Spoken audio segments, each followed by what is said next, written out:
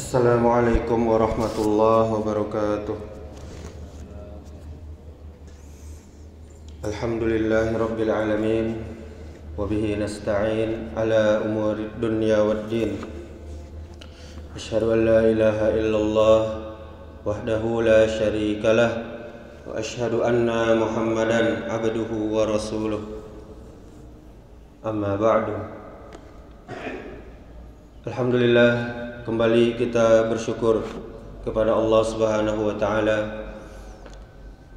karena semuanya yang kita rasakan saat ini adalah atas nikmat dari Allah Subhanahu wa taala. Oleh sebab itu, kita memperbanyak syukur kepada Allah, memperbanyak memuji Allah Subhanahu wa taala. Kemudian salawat serta salam kepada Nabi kita Muhammad sallallahu alaihi wasallam. Allahumma salli wa sallim wa barik ala Muhammadin wa ala alihi wa ashabihi ajma'in wa man tabi'ahum bi ihsan ila yaumiddin. Kaum muslimin, kaum muslimat, jika kita cinta dengan Nabi kita, maka cintailah Nabi kita lebih dari apapun di atas muka bumi ini. Jika kita cinta dengan Nabi kita, taatilah perintahnya. Jika kita cinta dengan Nabi kita, jauhilah apa saja yang dilarangnya. Jika kita cinta dengan Nabi kita, maka beribadahlah sesuai dengan tuntunannya.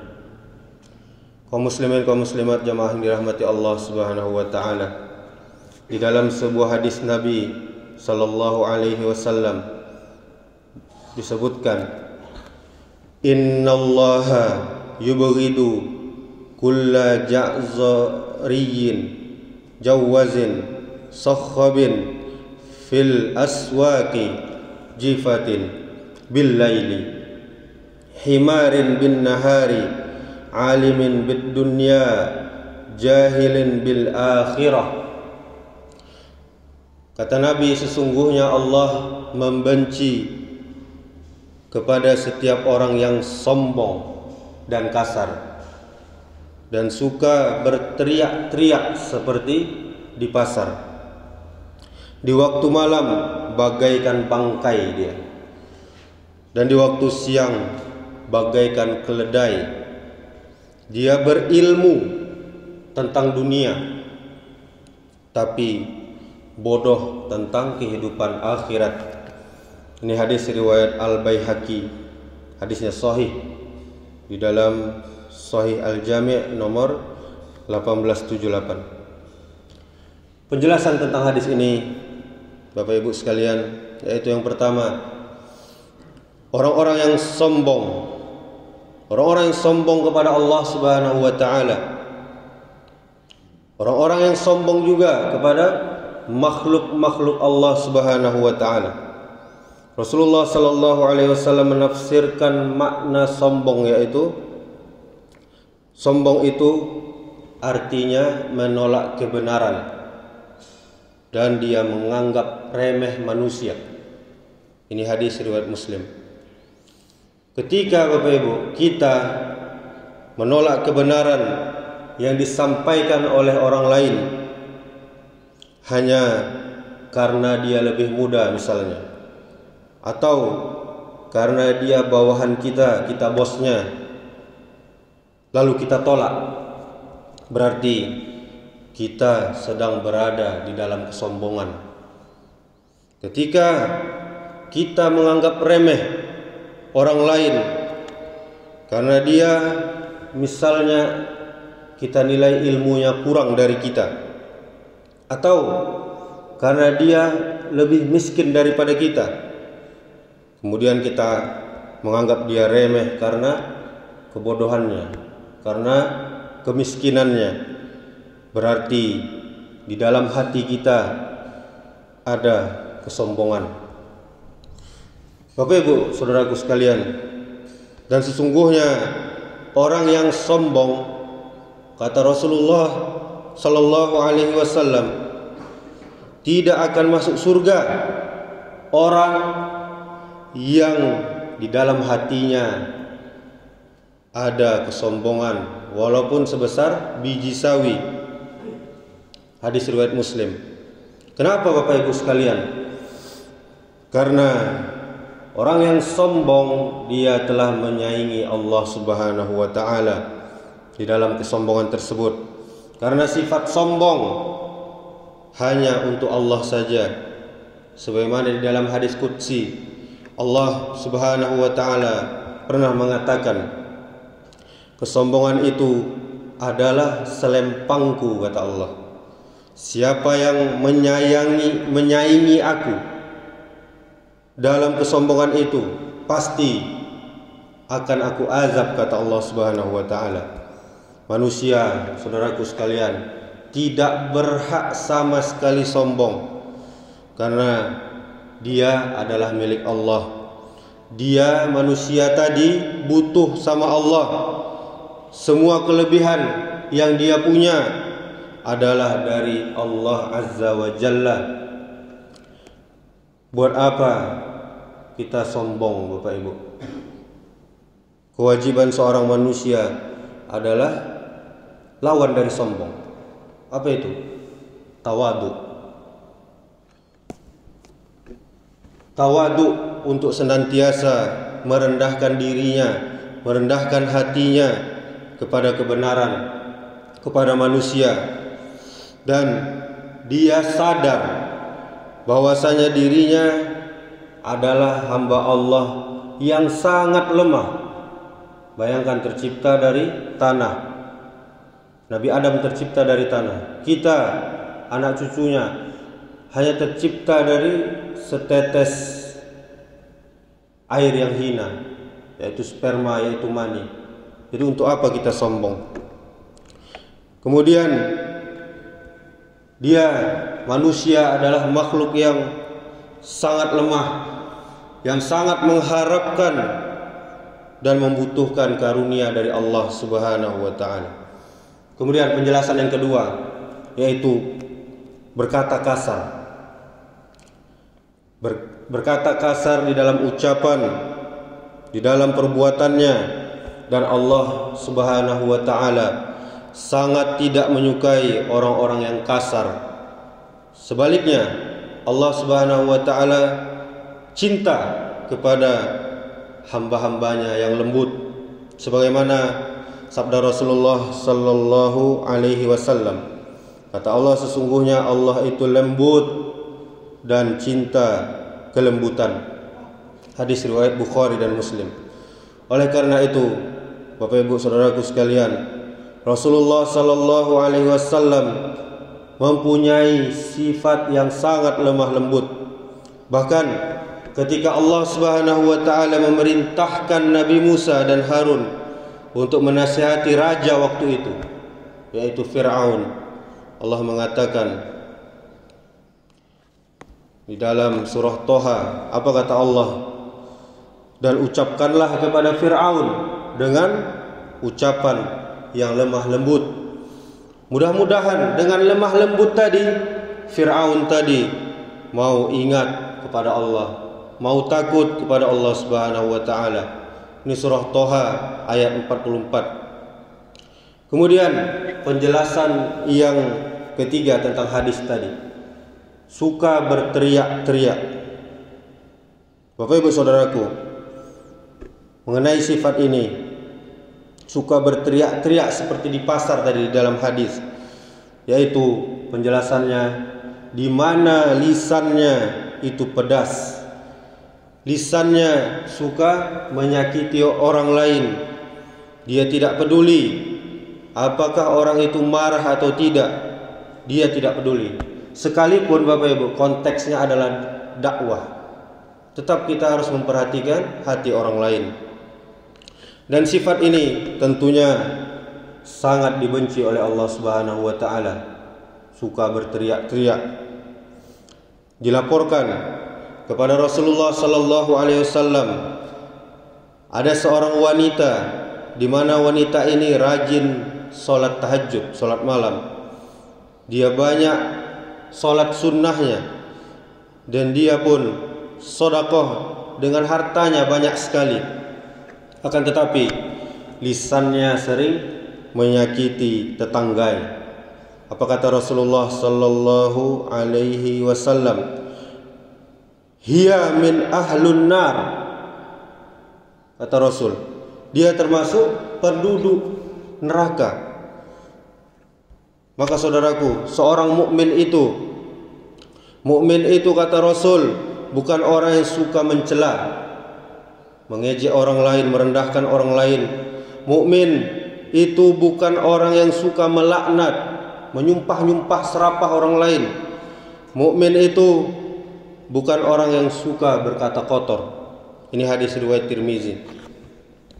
Yakni Bapak Ibu, berkata-kata yang membuat manusia sakit hati karena lisan kita. Rasulullah sallallahu alaihi wasallam juga pernah bersabda kepada istrinya, "Wahai Aisyah, sesungguhnya di antara orang yang paling keras azabnya nanti di akhirat, pada hari kiamat, adalah orang yang ditinggalkan manusia karena ucapannya, karena lisannya menyakiti hati orang lain." Ini hadis riwayat Bukhari dan Muslim.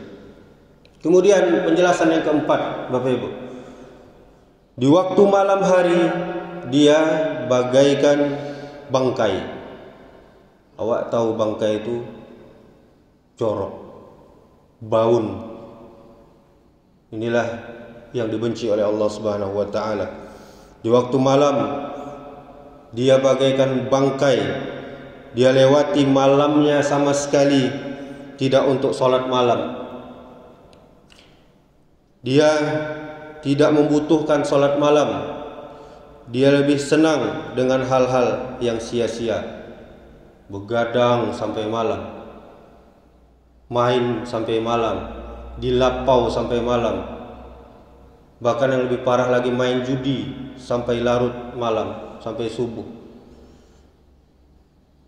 Dan terkadang dia tidak pun sholat isya. Nauzubillah min zalik. Perlu kita ketahui Bapak Ibu, Nabi kita sallallahu alaihi wasallam tidak pernah meninggalkan sholat witir. Tidak pernah meninggalkan sholat witir. Jadi minimalnya kita, setelah kita sholat isya, kita kerjakanlah sholat ba'diyahnya.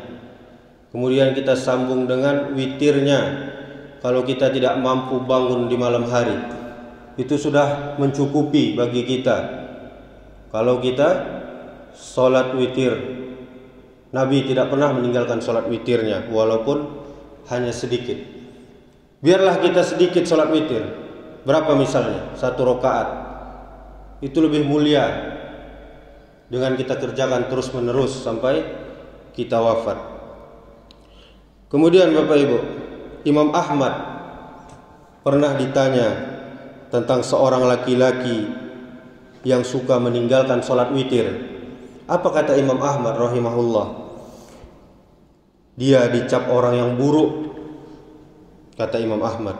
Karena sesungguhnya orang yang beriman, mereka sangat suka melewati malamnya dengan berdiri, beribadah kepada Allah Subhanahu wa taala. Allah berfirman menyifati ibadur Rahman, yaitu hamba Allah yang dicintai oleh Allah. Di dalam surah Al-Furqan ayat 64, apa kata Allah? Dan mereka yang melalui malamnya itu dengan sujud dan berdiri, maksudnya itu salat, bermunajat kepada Allah Subhanahu wa taala. Ini bisa kita lihat di surah Al-Furqan ayat 64. Maka saudaraku kaum muslimin jamaah yang dirahmati Allah Subhanahu wa taala, tidak pantas orang-orang yang mengharapkan surga nanti di akhirat, dia melewati malamnya bagaikan bangkai. Akan tetapi dia berusaha untuk ada waktu dia bermunajat kepada Allah. Sebelum subuh tadi, minimal kita bangun setengah jam sebelum subuh. Kita perbanyak doa kepada Allah, perbanyak istighfar kepada Allah Subhanahu wa taala. Allah Subhanahu wa taala juga pernah berfirman di dalam surah Al-Muzammil. Apa kata Allah? Inna nasyiatal laili hiya ashaddu wata'aw wa aqwamu qila. Sesungguhnya ibadah di waktu malam itu lebih menguatkan hati, lebih mengokohkan hati, dan ibadah yang terbaik kata Allah Subhanahu wa taala. Jadi ibadah malam itu ibadah yang terbaik. Ini surah Al-Muzammil ayat 6. Di waktu siang Bapak Ibu, bagaikan bangkai, bagaikan keledai, yang mana penjelasan hadis tadi. Dia malas, tidak ada semangat kepada kebaikan. Di waktu siang dia bagaikan keledai, tidak ada semangat untuk taat kepada Allah. Di waktu siang dia bagaikan keledai yang dihabiskan waktunya untuk hal yang sia-sia. Maka saudaraku, seorang mukmin, seorang yang beriman, dia berusaha bagaimana supaya waktu-waktunya itu bernilai pahala di sisi Allah Subhanahu wa taala. Di sela-sela waktunya dia berzikir kepada Allah Subhanahu wa taala, karena itu adalah keinginan terbesar seorang yang beriman kepada Allah. Dia ingin agar setiap waktunya mendapat pahala dari Allah Subhanahu wa taala. Kemudian penjelasan yang kelima, yaitu seorang yang berilmu tentang dunia namun dia bodoh tentang kehidupan akhirat. Ini Allah sama sekali tidak menyukainya. Dia berilmu tentang berbagai macam pengetahuan dunia, tentang berita-berita dunia, politik, segala macam dia tahu. Dia semangat kepada berita-berita itu, dia mengikuti berita-berita itu, tapi dia malas.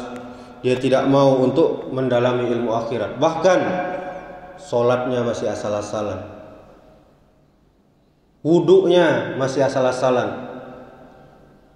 Ini orang yang dibenci oleh Allah Subhanahu wa taala. Ilmu agama dia pandang remeh. Kaja dia po beraja agama, encak menggaleh. Nah, itu dibenci oleh Allah Subhanahu wa taala. Oleh karena itu Allah Subhanahu wa taala mencela orang seperti ini di dalam surat Ibrahim ayat 3. Sebagai orang-orang yang hanya mencintai dunia atas kehidupan akhiratnya. Mereka hanya berilmu tentang kehidupan dunia, sementara mereka lalai terhadap akhirat mereka. Mereka lebih senang mempelajari dan mengikuti dunia, tapi mereka malas untuk mengikuti akhirat, untuk memeriksa tentang hatinya, memeriksa tentang ibadahnya, tentang agamanya, tentang kebaikannya untuk di akhirat nanti.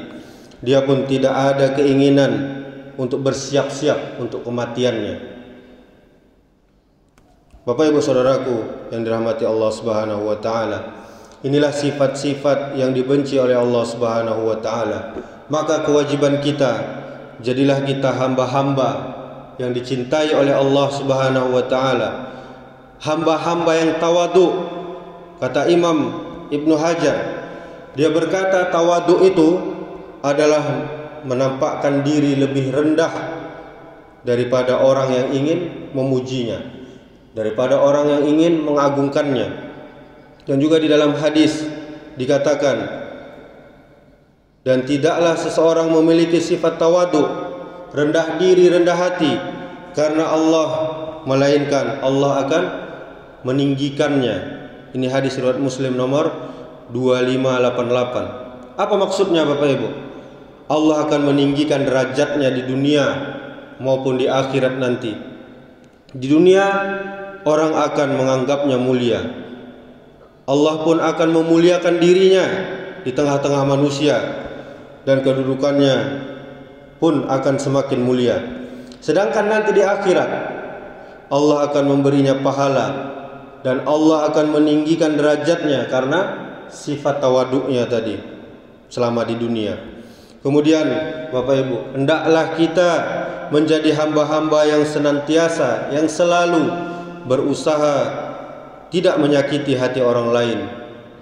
Demikian pula kita menjadi hamba yang senantiasa semangat di dalam taat kepada Allah setiap waktunya, setiap detik kita.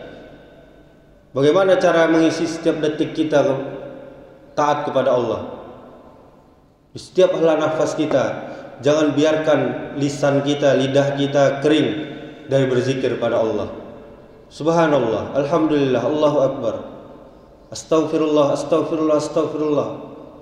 Ulangi terus zikir-zikir agar setiap detik kita bernilai pahala di sisi Allah Subhanahu wa taala. Kemudian seorang hamba, hendaklah kita menjadi seorang hamba yang semangat dalam belajar agama Allah Subhanahu wa taala. Adolah orang nyo takui beraja agama. Batu. Karena nyo takui nyo jadi tahu. Kalau orang tahu melanggar juga kan dapat dosa. Tapi kalau orang tidak tahu tidak dapat dosa. Ini juga dosa betul. Seperti ini. Takut belajar agama karena takut tahu. Jadi itu juga termasuk dosa. Dosa apa? Dosa karena dia tidak mau belajar agama. Maka dari itu Bapak Ibu, ini adalah sungguh hamba-hamba yang beruntung, tawadu tadi. Kemudian semangat dalam taat kepada Allah. Kemudian berlemah lembut. Kemudian semangat belajar agama Allah Subhanahu wa taala. Yang mana di dalam Islam hakikat keberuntungan itu semata-mata tidak diukur dari banyaknya harta benda yang kita kuasai, tingginya jabatan yang kita pikul, dan banyaknya gelar yang kita peroleh dari pendidikan kita. Semua ini memiliki nilai apa-apa di hadapan Sang Maha Pencipta, nilai yang sangat besar.